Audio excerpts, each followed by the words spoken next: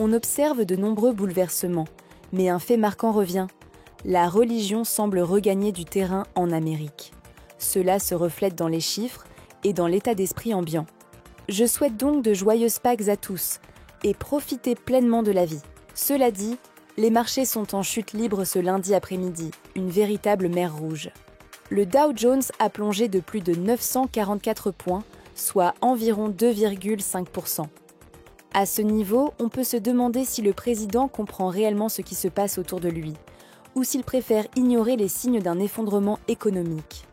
Certains commentateurs, parfois en état second, s'attaquent aux journalistes pendant que la confusion règne sur ce que fait réellement la famille du président. Les médias sont accusés de colporter des rumeurs venant d'anciens employés frustrés dans le but de nuire à l'administration actuelle. Mais selon eux, cela ne les affecte pas, car ils veulent remettre le pouvoir militaire entre les mains de véritables combattants. L'administration Trump est vivement critiquée pour sa manière de gérer l'économie et ses attaques incessantes contre la Réserve fédérale, accusant son président, Jerome Powell, d'être trop lent à baisser les taux d'intérêt. Trump le qualifie même de « grand perdant » et met la baisse du Dow Jones sur son dos, bien qu'il en soit lui-même en grande partie responsable. Les marchés, de leur côté, s'effondrent. Le S&P 500 a perdu près de 3%. Le Nasdaq chute de plus de 3%, plombé notamment par Tesla et Nvidia. Même les obligations d'État, habituellement stables, sont délaissées. Tout cela reflète une crise de confiance. Jerome Powell, habituellement mesuré, a lui-même mis en garde contre les conséquences des hausses de tarifs douaniers, soulignant leur impact potentiel sur l'inflation et la croissance. En réalité, les changements opérés dans le commerce, l'immigration, la fiscalité et la réglementation créent une incertitude énorme, que ce soit pour les entreprises ou les ménages.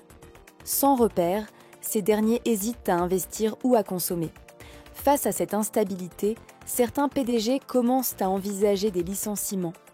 Les entreprises ne savent plus à quoi s'attendre, car les règles du jeu changent sans cesse.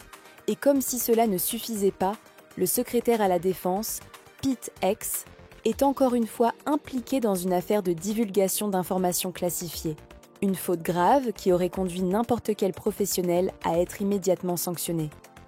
Tout cela montre le chaos qui règne dans cette administration. Si Trump décidait de limoger le président de la Fed, cela enverrait un signal désastreux aux marchés mondiaux.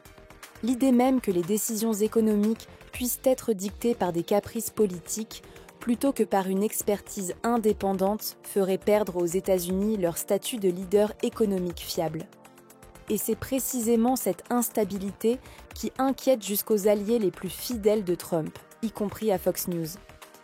Aujourd'hui, l'économie est en difficulté, mais l'intérieur de l'administration semble encore plus chaotique.